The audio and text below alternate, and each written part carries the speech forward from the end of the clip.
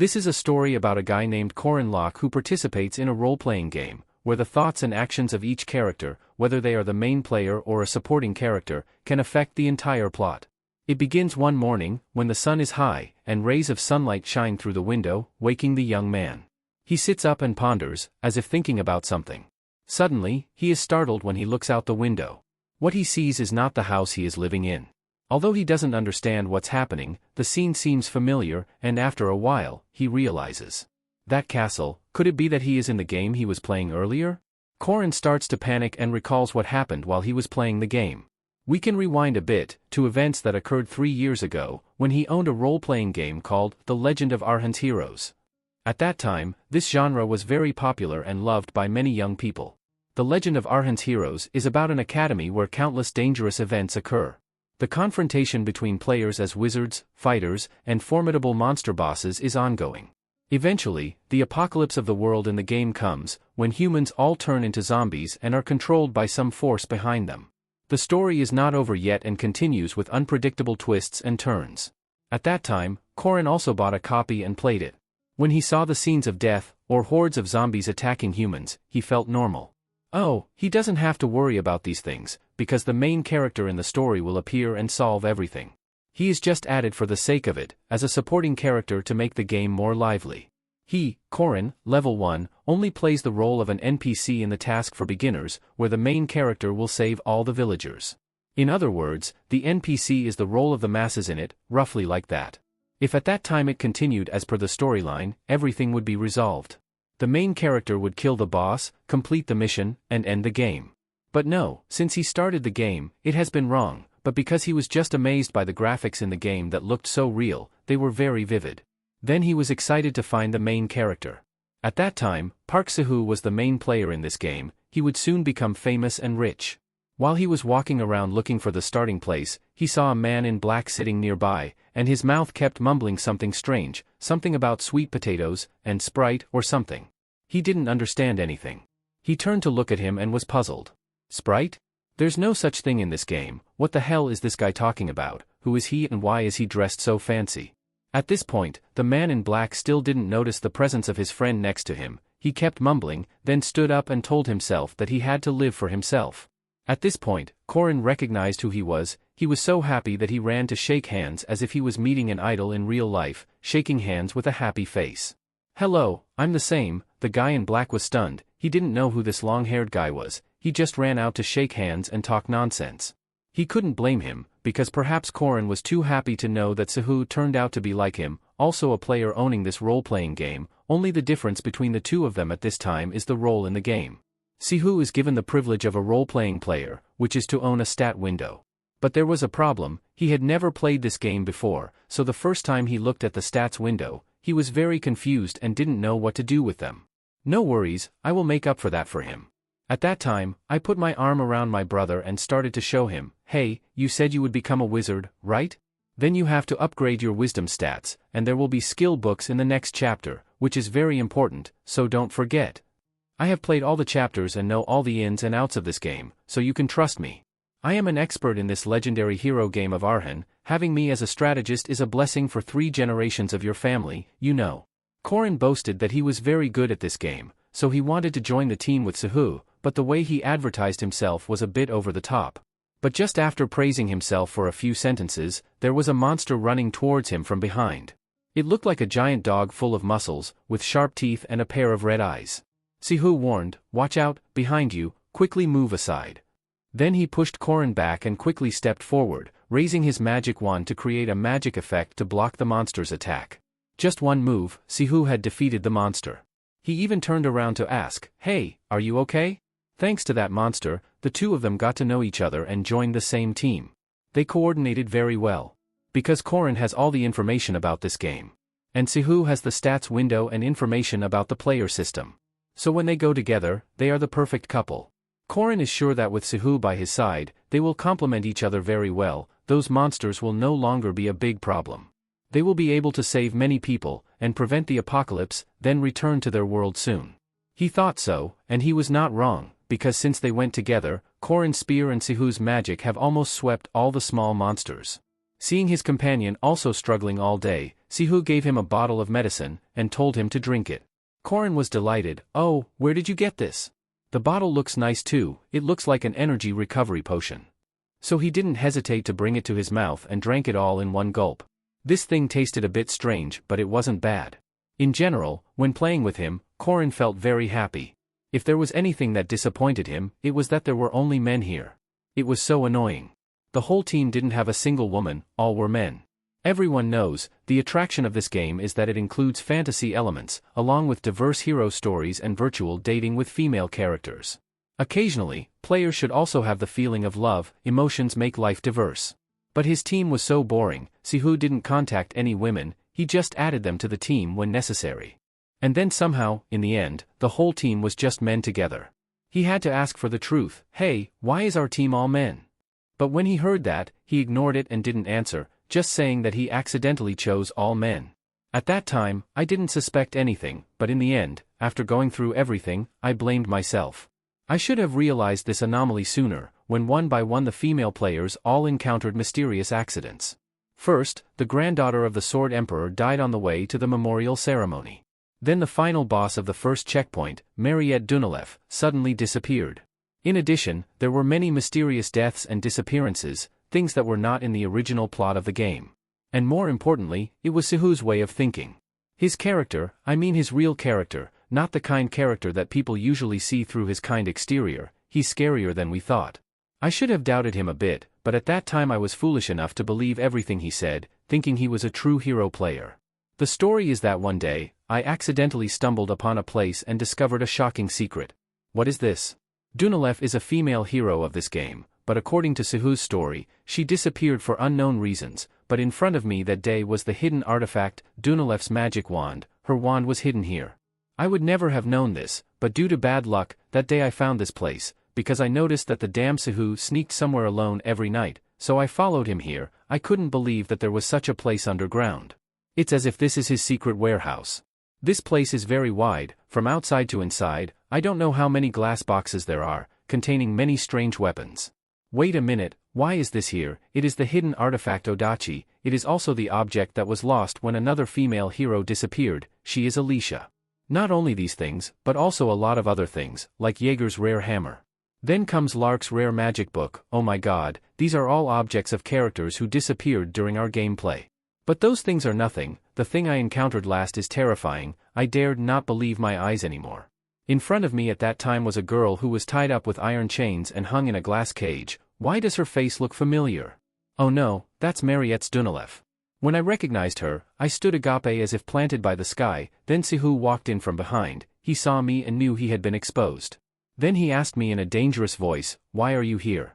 I was furious and asked for an explanation. "What's going on here? You said before that you were chasing Dunolev and lost track of her. Why is she here now and in this state?" I asked hurriedly, but he seemed to be not bothered at all. "Oh that, anyway, she is a demon. Do you want to waste the blood of a high-level vampire?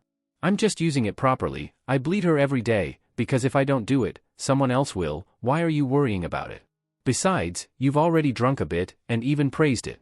At this point I remembered that afternoon, when he gave me a bottle that looked like a recovery potion. I drank it without thinking much. Now knowing that it was Dunolev's blood, I wish I could vomit it all out. I can't accept it. Sihu, that cold-blooded guy, stood looking at me like a fool and even asked me why I was vomiting like that. "You'll get used to it if you drink it often." Moreover, he had worked hard to create this place. He had captured her and built this room in a month. I don't care how hard he worked, I just want to know why. Why did he do that? That pervert seemed very casual. He said doing so was to complete the storyline more effectively. He even criticized my play as stupid and extremely tiring. You spend all day saving people and then losing. Why don't you just kill guys like Lark and Jaeger? Always go to protect those we can't control. Even if you raise the goodwill points with them, you won't get much benefit. Instead, you should use them like this. It would be much more effective. Listen carefully. I'm much better at this game than you. Don't think you're the only one who knows how to play. When it comes to tricks, you still have to carry my shoes. After hearing that, I wanted to faint. So from the beginning he lied. This bastard is not a newbie as I thought. I also know that I can't stop him anymore. I just want to know how many times he has done this. Because he has killed so many people that he can't count on his fingers anymore. After thinking for a while, Sihu told me that if he killed 3 more lives, it would be 100,000 times. Oh my god, this bastard, he's no longer human. I was furious, stood up, grabbed his collar and cursed him as a monster, but still that face, he still thinks he's right and even tells me to wake up. Those who he killed are just supporting characters, not important, and you've also killed a few guys, your hands are not cleaner than mine. You shut up, you bastard, the ones I killed are just monstrous monsters that are incurable, they try to destroy the world. What is an effective way? You are just justifying your evil nature, you disappoint me.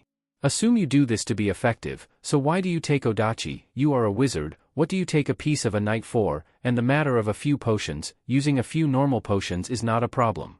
You can easily create it through the character window, but you use other people's blood to make medicine. What did you create this creepy place for? At that time I lost my temper to the point of wanting to kill Sihu immediately, but he just stood there and even laughed in my face. You're really stupid, you need a brainwashing for your disastrous tendency to balance society, Corin. As he spoke, he hypnotized me, making me unconsciously stop. Then he pushed me away. The strength of this bastard is much stronger than me. So I fell and hit my head on the glass pillar right behind and was dizzy.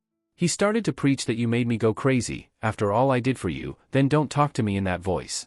All I think about is you should also see me as your life, I am your world, so you don't know your place, just like to poke your nose into other people's business, all you care about is those whores. Sihu seemed to go crazy, his face was very angry as if he was painfully betrayed by others.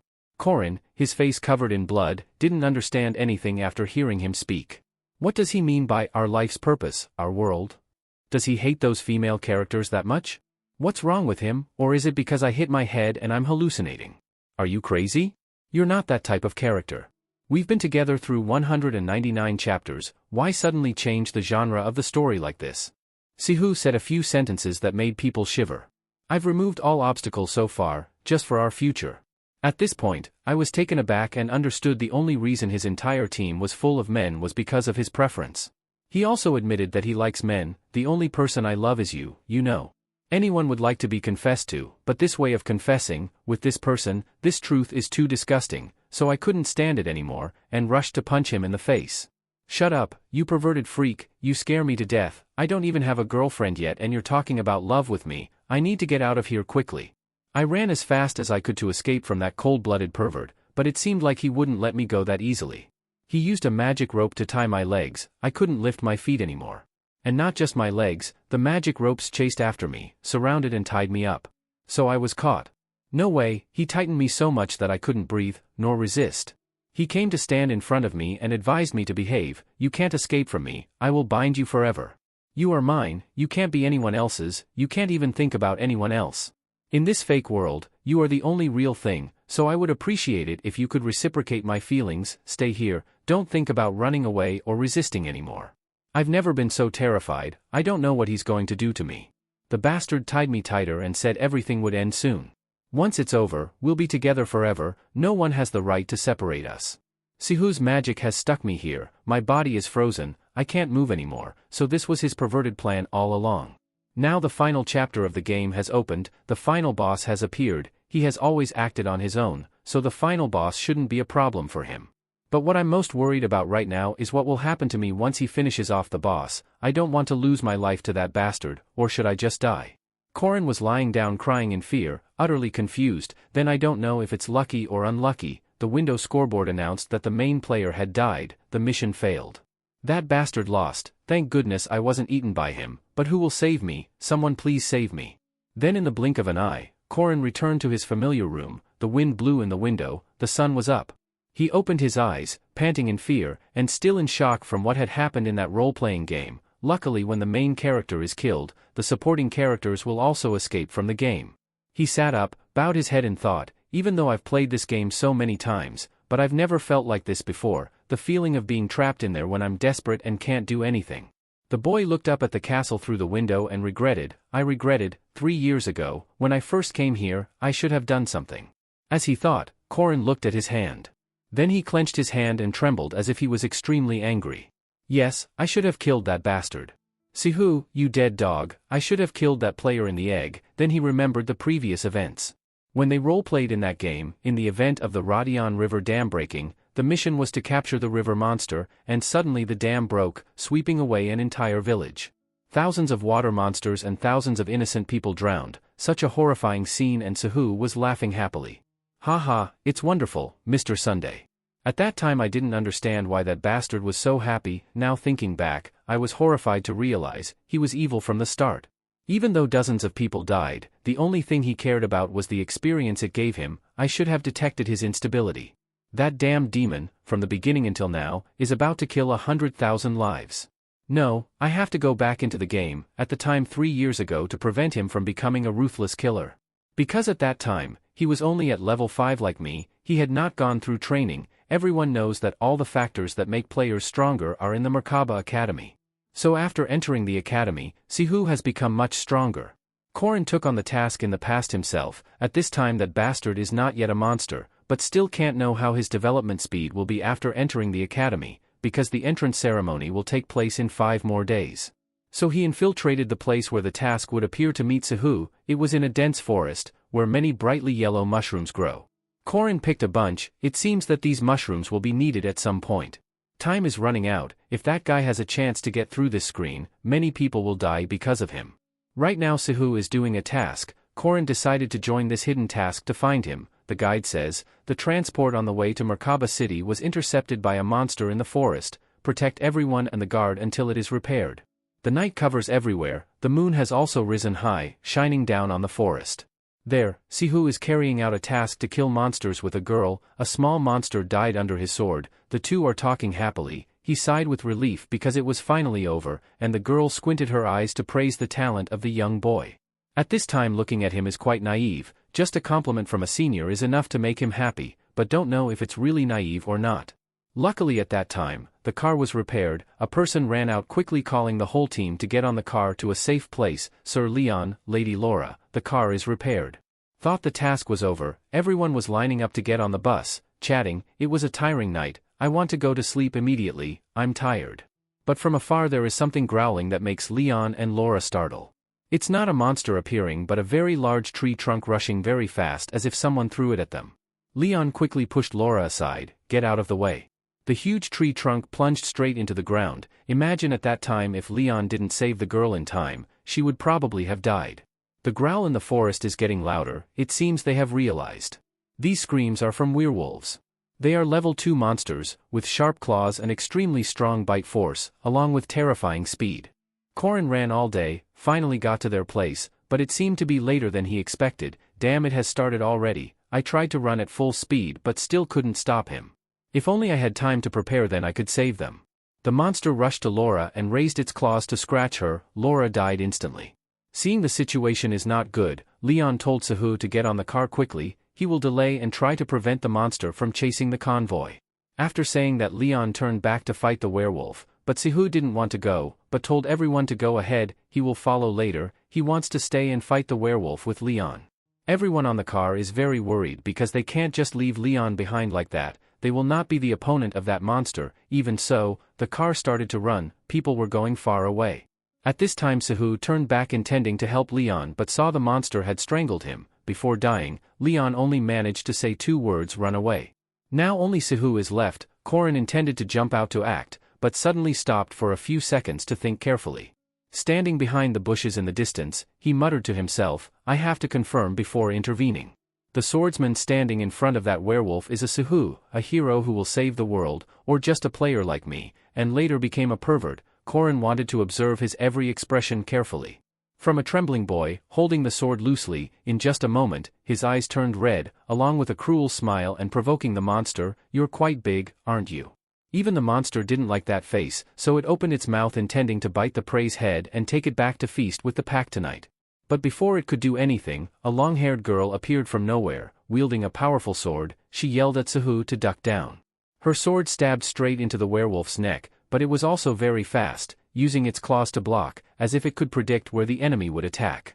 Could it block it? Seeing this, the girl quickly withdrew her sword to dodge and defend. Clearly, Suhu could kill that monster, because his face looked very confident earlier, but now he stood behind her as if he needed protection, also a way to save energy while still benefiting. Quickly back off, I'll handle this. The kind-hearted girl didn't want him to be killed by the monster, so she stepped in to help.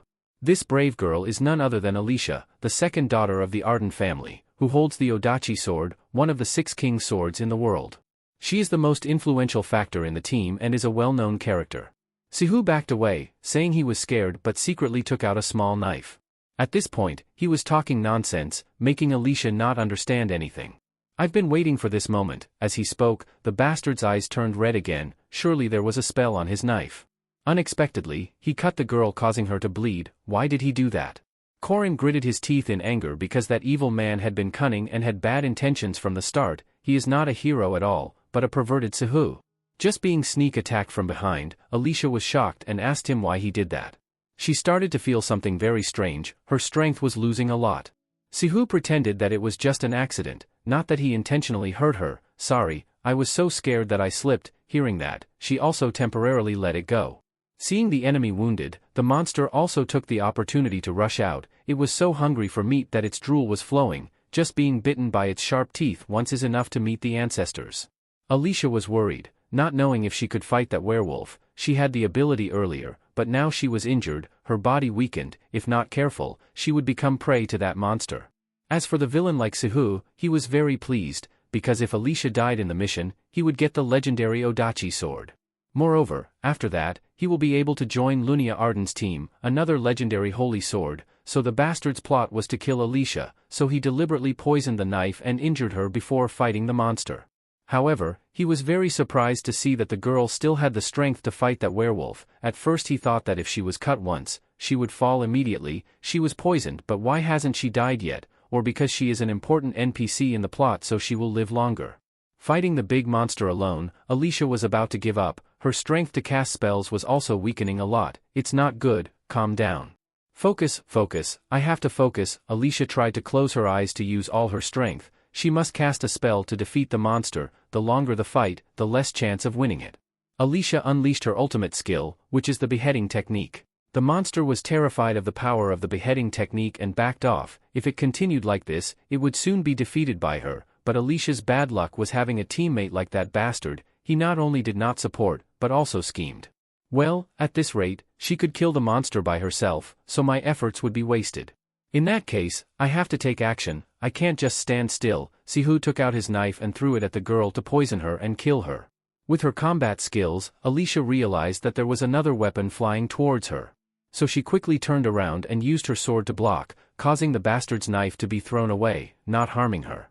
Being ambushed like that, Alicia finally saw the truth. He was not unintentional. Once can be joked, but the second, third time is definitely intentional, but I will deal with him later.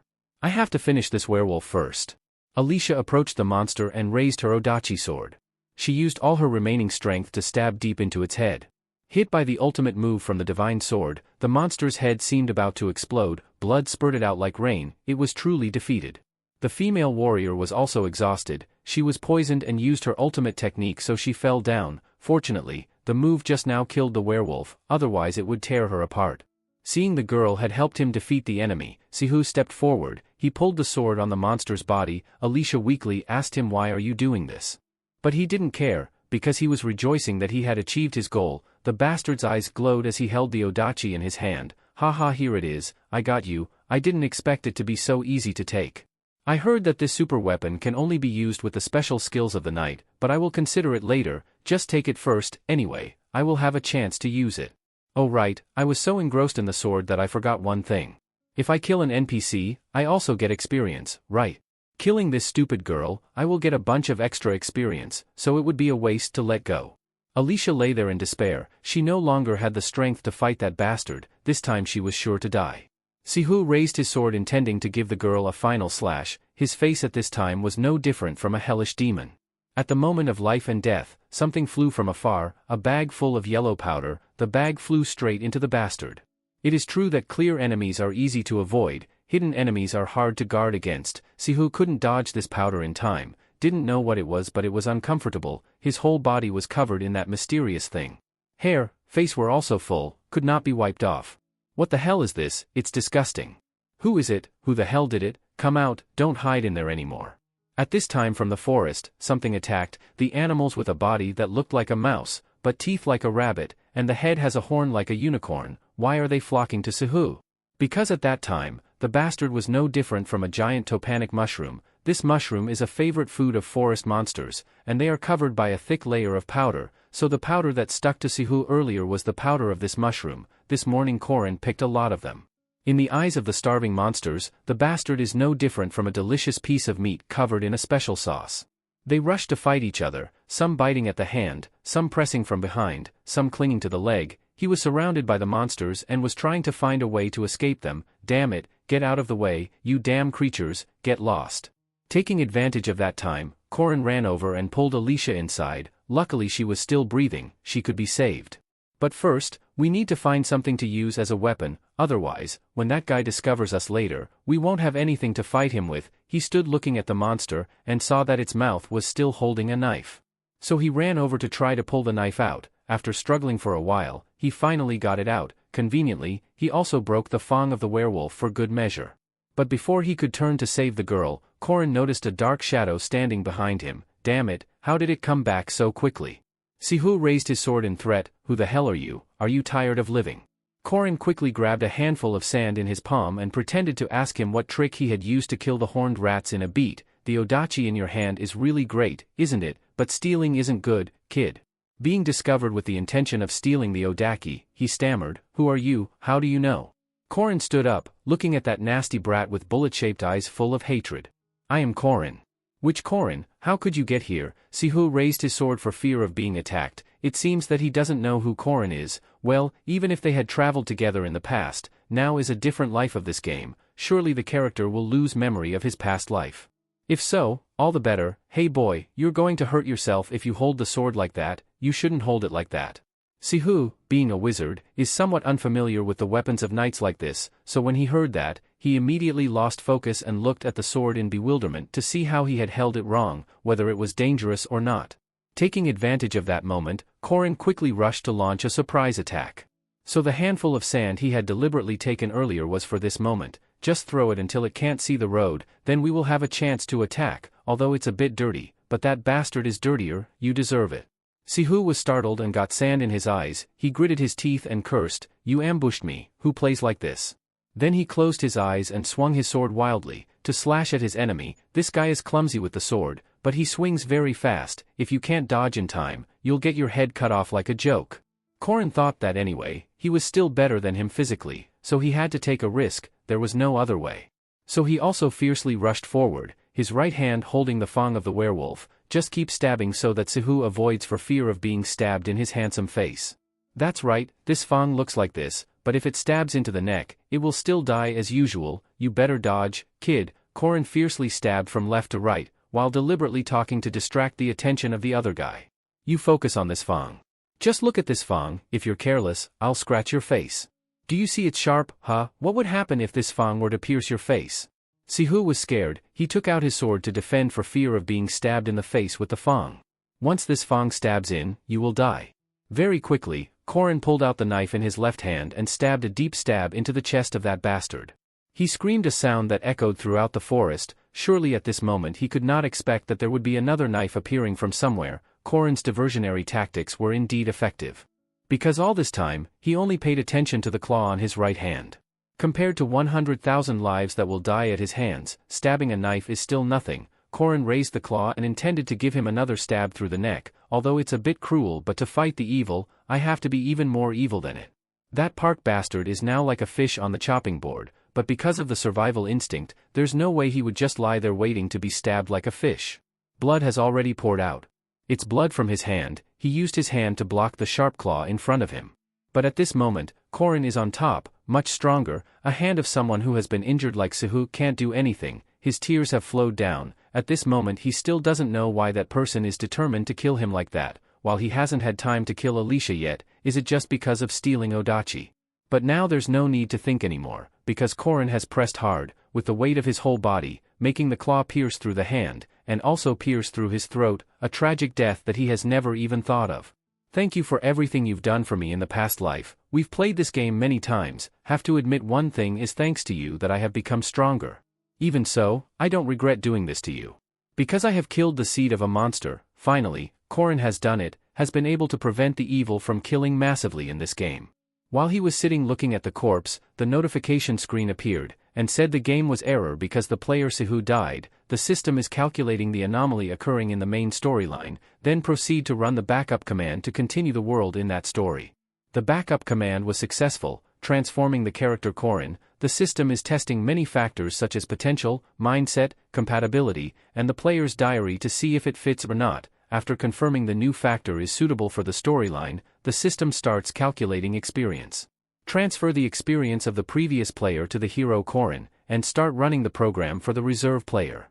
Then, in front of him, the stats window was displayed. He will become the reserve player, AAA level knight, the successor of martial arts. From before until now, he has only been an NPC, has never been a player. The first time seeing the stats window is really different.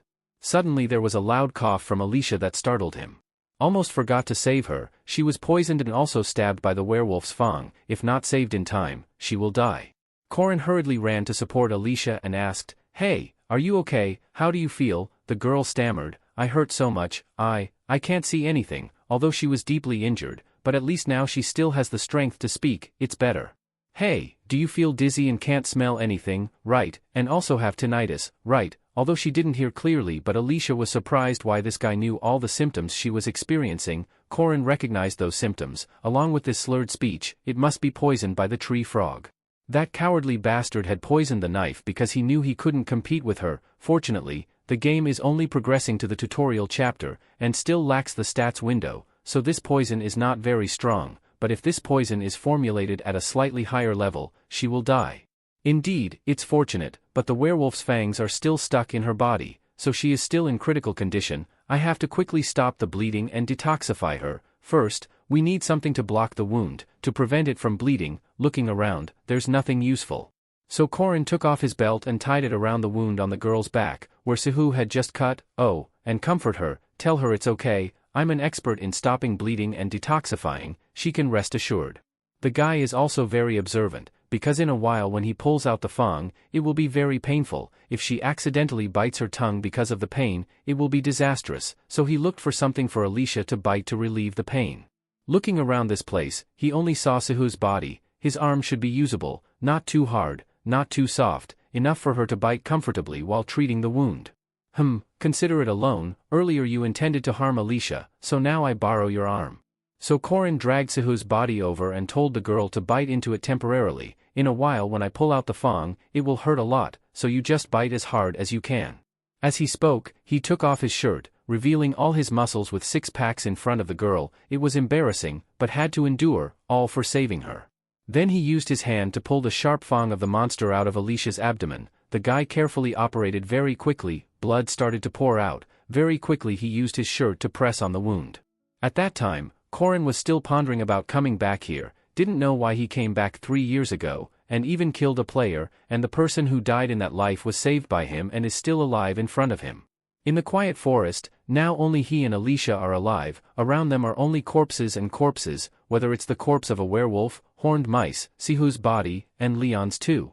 The girl had passed the critical period. Thinking back, I had saved a person, considering the return to the past this time also meaningful. That's enough. After stopping the bleeding for the girl, Korin lit a fire and was cooking something. The water in the pot was boiling, the sound of wood burning crackled, and the warmth of the blazing fire also helped them feel less cold under this night sky. Alicia was resting nearby. She had slept a nap, watching the water cook to where, suddenly heard a cough. Korin turned to look at her and comforted, "Hang in there, I'm making antidote for you. Don't worry, people are not easy to die." Alicia just woke up, still weak, but she knew very well, if it wasn't for this person's timely action, she would have died. Although she couldn't breathe, she still tried to say thank you and even asked the name of her benefactor to repay later. But Korin didn't want to reveal his identity, so he told her she didn't need to know. Don't think too much, but rest. When the medicine is ready, I will wake you up. He put a warm towel on her forehead and told her to sleep a little more. And think about the future. To be safer, he must act in the dark. The fewer people know about him, the better. Seeing Alicia had slept, Korin sat down to review the upcoming situation to see how it was, although there has been a change in characters. But the plot of the game Hero Legend of Arhan is still true to its name. It is still a story about a hero. While solving the incidents that occurred in the academy, the player will become a hero with the highest mission, that is to save the world. The hero will go through many developments, many different gates, have to defeat countless monsters and finally have to defeat the final boss. No matter how the plot or the character list changes, the player must face the boss. Only by defeating it can they win. So even if the protagonist turns into a villain, a scoundrel like Suhu must follow the plot. Because if they don't defeat that boss, this world will be destroyed. But now that guy is dead, so who will take on that fate? Who else but me, AAA level knight, martial arts heir, reserve player. My role has changed, let's see what equipment has been provided. But isn't it infuriating, these bastards? From now on I will bear the responsibility of a hero saving humanity on my shoulders. And look at what they gave me. What the hell, your system window is not allowed to access. I've tried again a dozen times but the system still tells me I don't have access, it's really outrageous. Can't access the system window then save the world by faith. They made me a reserve player, but I'm not allowed to use the support devices for players. I was very excited to look forward to it but it turned out like this, so boring. If it's as mediocre as this, it's really hard to do anything in the future. Just with my memories of my past life is not enough, I have to use external factors of the system. Only then can this task be completed. But that's not to say I'm useless, because in 3 years of training, I've learned a lot. No longer an heir or a backup. As Korin spoke, he began to draw on the ground with his hand. Initially he drew a circle. And inside that circle were some very strange characters. Suddenly it turned into a circle of fire, glowing as if magic had been blown into it. The guy was excited, just as predicted, it worked, I will definitely survive.